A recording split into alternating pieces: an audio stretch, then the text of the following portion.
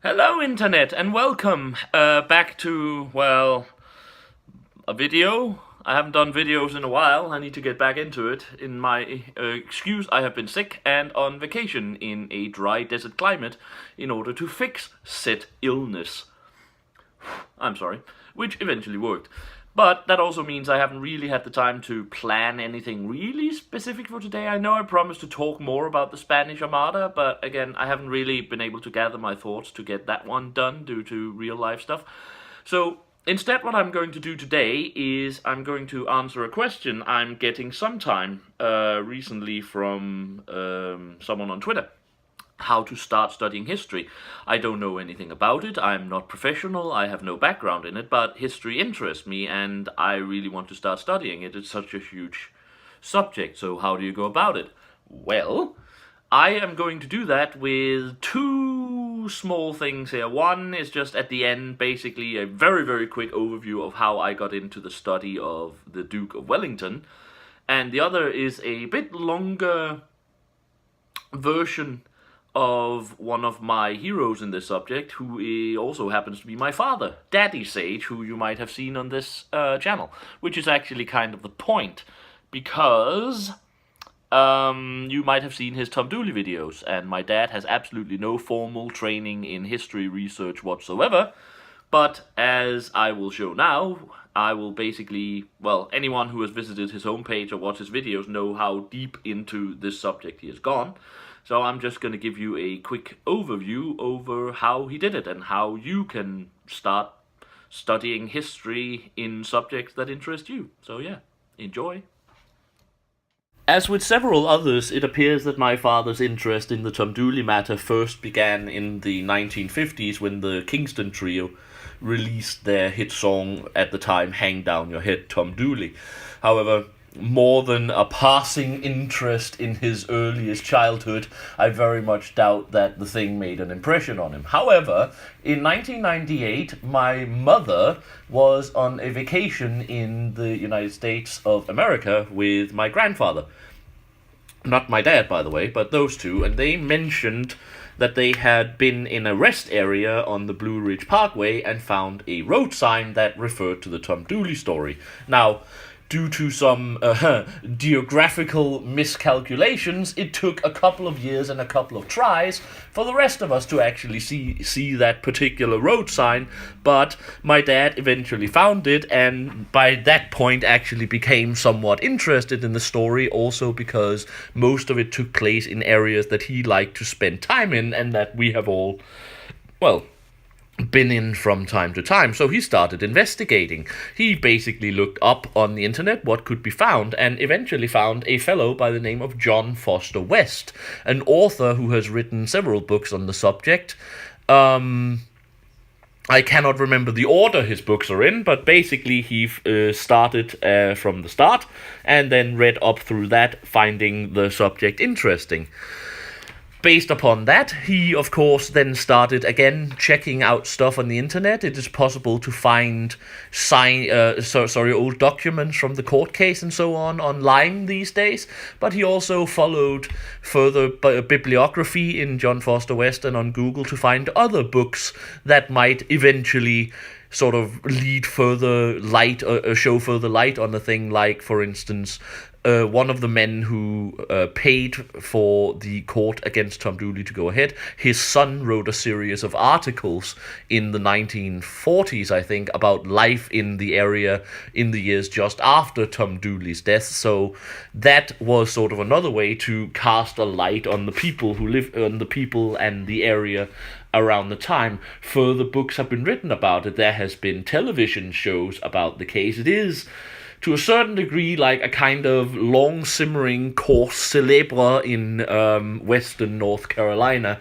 so there is always new stuff coming one way or the other, and eventually, of course, my dad, being my dad, started to collate materials that he has gleaned from various sources and in fact thought out himself, and started updating his website about it so he could keep track of things and show other people about it. He visited the area many times, talking to people there.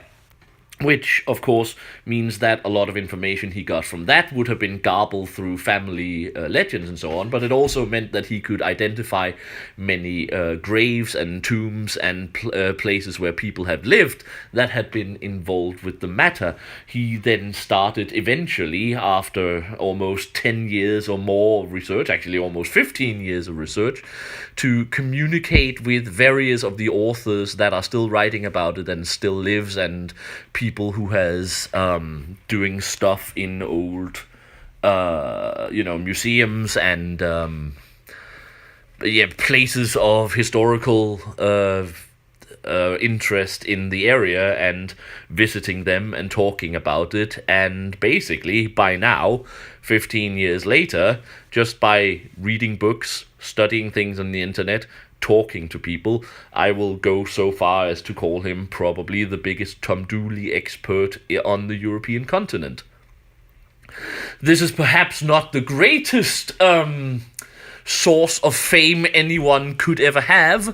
It's rarely something one go out bragging about, that, oh yeah, no one knows as much as me about an obscure murder case in 1868 North Carolina that no one here has ever heard about except a song that was made about 60 years ago.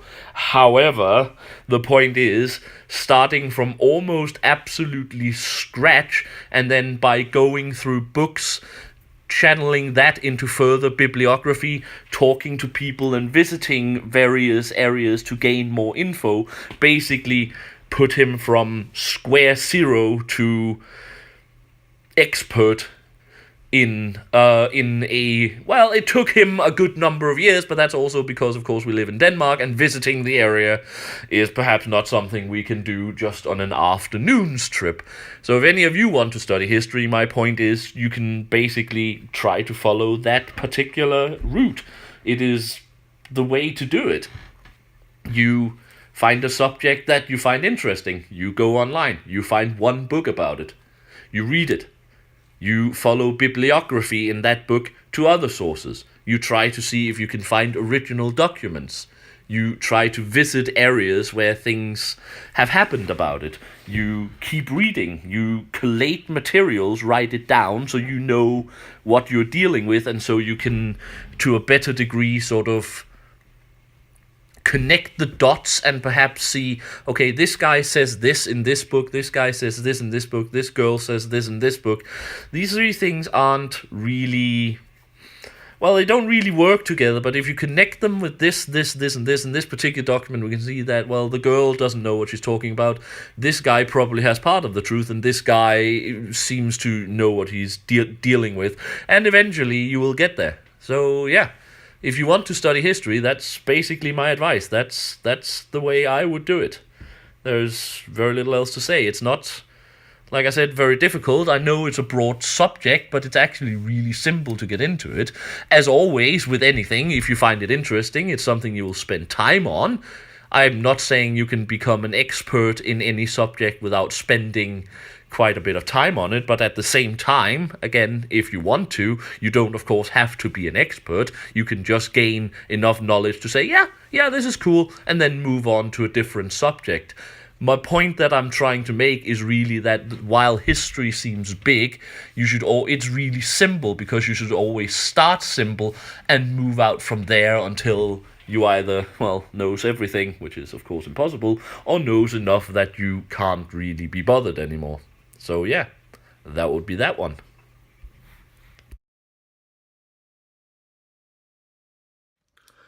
And now to me, because as I promised, I would say something about how I got into my favorite subject, namely the Arthur Wellesley, the Duke of Wellington.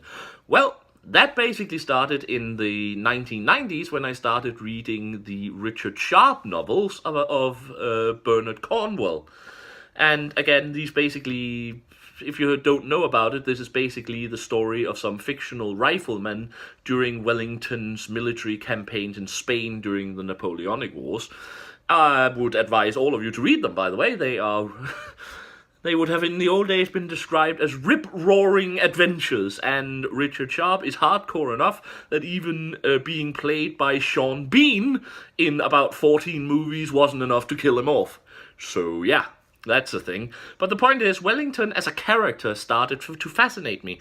So, again, what do? Well, there's bibliography lessons even in what Cornwall, right? Because he always has like a prologue and an afterwards. And one of the things I found was a fellow by the name of Jack Weller, who had written about him. Now, Jack Weller is a Wellington partisan, and I would hesitate in calling him a historian of, shall we say, neutral perception. But again, he gave more information, and he led me to a lady by the name of Lady Elizabeth Longford, who is married, or was, because she's dead now, but married to a descendant of, married to a descendant of Wellington's wife's family. And she has written a huge biography about him, which was interesting and further broadened my horizons. Of course, at this point, I had also started getting into Napoleonic Wars in overall, which gave me more information about Wellington in various sources and various books about the war. But eventually, what I managed to do was find again, further biographies. And what the hell is happening to my light? Right. I'm sorry, I'm not going to tape that again, because I am lazy and I don't have my tripod and everything sucks right now. But basically, as I said, at this point, my interest in Wellington had been roused. I read more general subjects to the matter, and again, just visited his home at Apsley House in London, visited various places otherwise that he has been involved in, read up upon his time in India during his youth, read up upon his unfortunate marriage. Yeah, not that the marriage itself was unfortunate, but the two just wasn't very suited for each other, and both of them made mistakes.